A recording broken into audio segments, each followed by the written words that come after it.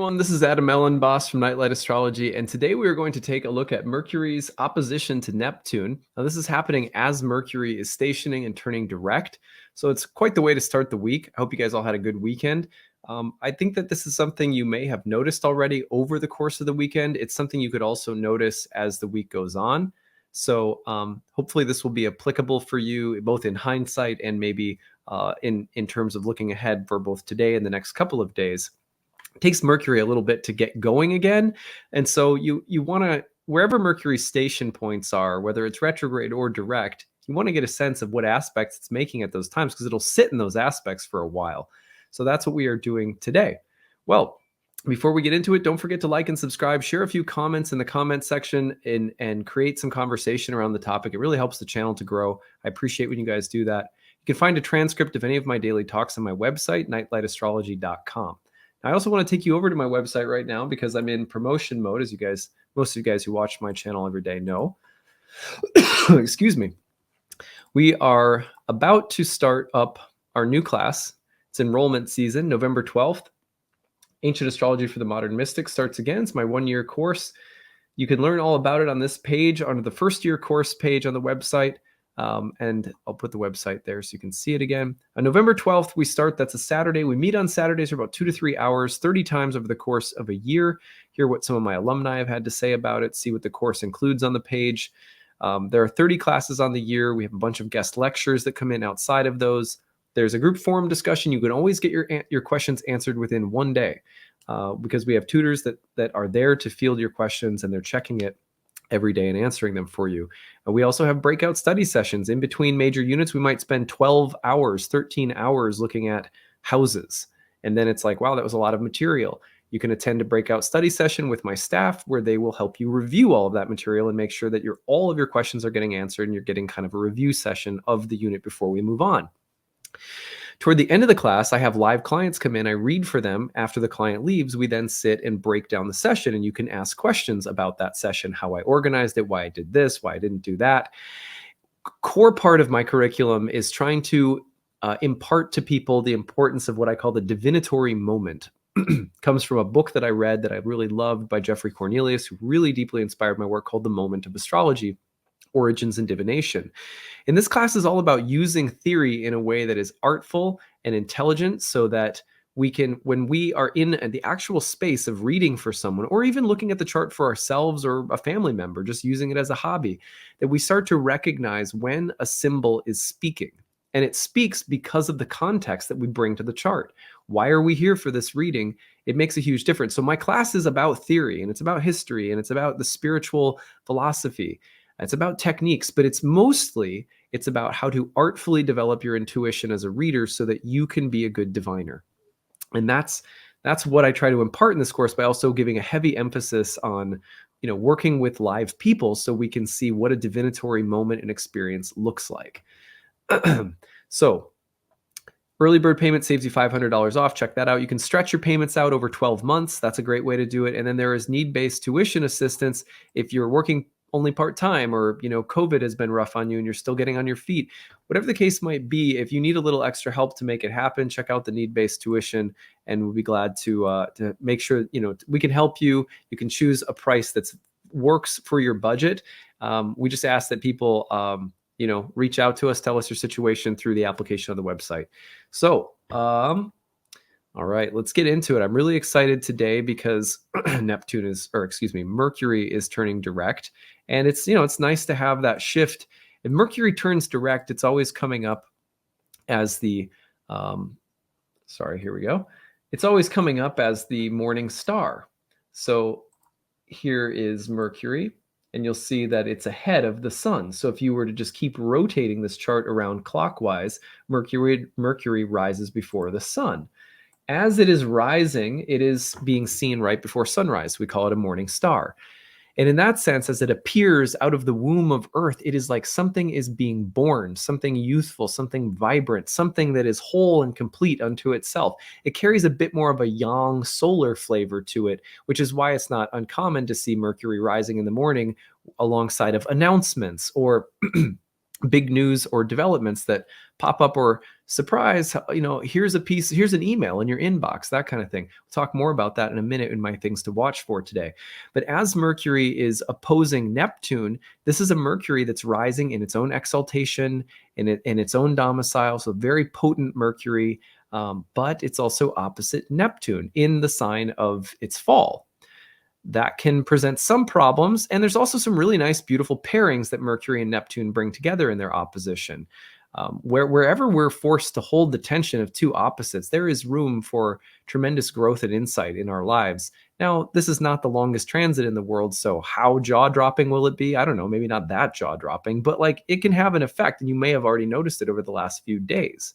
So, I certainly have. So anyway, okay. So 3 things to watch for. All right. Well, number 1, follow the breadcrumbs. There is this beautiful way in which when Mercury rises and makes its first appearance after a retrograde, you can feel like, I'm starting to gain clarity again after a period of confusion. After a period of things falling apart or going wayward somehow, of losing our sense of direction or purpose, or of something being delayed, or of something falling down or breaking apart, of a temporary dive into darkness, then suddenly the clouds part, Mercury rises in the morning, and it's like, hey, I'm back on track. But there is something that's very youthful about this. When it's opposite Neptune, Mercury is opposite Neptune, it can also be idealistic. And so something young, new, it's fresh, and with the taint of Neptune, maybe it's a little aggrandized or idealistic or romantic, or, just a potential for like some fuzzy thinking or something like that. When you see this, it's really important to just slow your roll and be like, all I need to watch for are the signs. What is just the next sign, the next omen, the next indicator, the next dream image, the next synchronicity that points me to the next step? Not 10 steps away, but just the next one. Most of our lives, I feel like, if we're, trying to live any kind of spiritual life, if we're trying to live a symbolic life and pay attention to the signs and omens, if you study astrology, if you pay attention to astrology, you can get obsessed with outcomes. And what to speak of just everyday life, which is programming us to be obsessed with outcomes. Where are things going? Where do I need to get to? What do I need to accomplish? What is my expectation? What is the underlying attachment? How will I be disappointed or shocked or whatever? It is very, very easy to lose track of just doing the next thing in the right way, in an aligned, magical right way. Just the next thing. And the next thing, I don't mean like, I just, I walk out of this room and then what? It could be like that. But I mean, like, okay, for example, recently everybody knows I changed my name back to Adam. I don't know what comes next, and as I was thinking about this transit, I was thinking the important thing is to just pay attention to the signs. Look for things that confirm and affirm and give you maybe just the next step or two, right? And that can be really important because Mercury rising as the morning star and its exaltation opposite Neptune can be renewal. It can represent a renewing of the mind. It can represent an insight or a realization or a breakthrough of some kind that just has you over the rainbow about things. It can truly be an uplifting, redeeming, healing kind of transit, especially for the mind and the nervous system and the rational, logical part of ourselves. That, like, an important part. It's like our co-pilot. We need Mercury, right? But if we get out over our skis, it's problematic. So follow the signs, follow the breadcrumbs. To me, that's the message of the moment. Now, I'll tell you a story, just because you guys might find this interesting. As Mercury was starting to station and get into it with Neptune within 3 degrees, and I was realizing that I was going to make this decision and leave my religious tradition and come back to my own home name. What's really interesting is my home name. That's kind of fun. So if I was just like usual, when I make decisions like this, and I know I'm going to, it's amazing how many synchronicities can start just sort of popping off and giving you a sense that you're in a magical space, that there's something affirming. And when doors open and things go smoothly, too, you get, I usually feel like that's a good sign. Um, so I was happened to be out with a friend, and if you guys remember earlier in the summer, let me preface this by saying earlier in the summer, I gave a talk that was about, I think I called it might have been spring, and I called it Strange Birds or something like that. Strange birds and omens and signs and something like that. And I talked about how Garrison Keillor was like a strange bird omen, because I always think he kind of looks like an owl to me, like an owl duck. But but anyway, I had two encounters with him that were very pivotal in my life, and very sort of fated and odd. And one of them was when I was in graduate school and he was a guest teacher, and it sort of affirmed the path of writing the book that I would eventually publish. And then again, when I was on my book tour, on the very last leg of my book tour, and deciding I wanted to become an astrologer, voila, he suddenly appeared in the airport and I had a conversation with him. So I'm out recently, having just made this decision, and I was sitting down someplace, and Garrison Keillor walked right by me and looked right at me in the eyes, and I was like, "Oh my God, he is my spirit animal." Like, and he just walked right by me, and I was like, "I can't believe this. It's Garrison Keillor, and here he is again at a moment, at this weird intersection in my life. Like, he just shows up at these weird intersections." My friend Sean said that he's your prairie home daimon.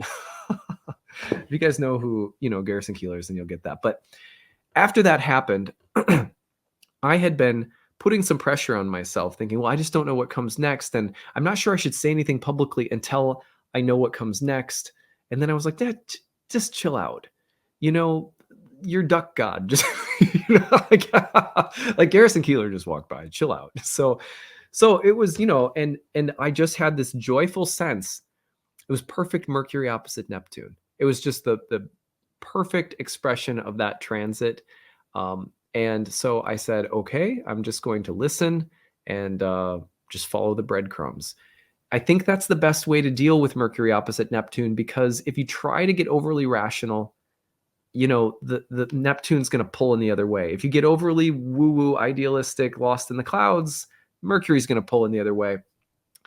If you stay attentive, you're reasonable, you think through things, but you stay open for mystery and watch for signs, it's as though the Mercury Neptune will deliver, and it'll give you a message. It's very clear, but it's non-ordinary. You know what I mean? So follow the breadcrumbs. Number 2, Mercury's turning direct as Venus enters her own sign, and now the two have exchanged places.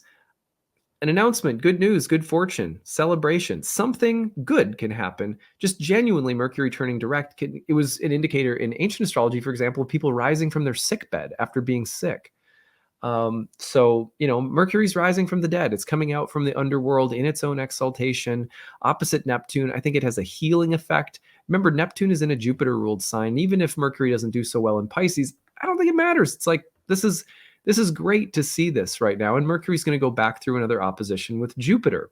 So I think of this as a turning point for the better. Maybe you're getting some good news.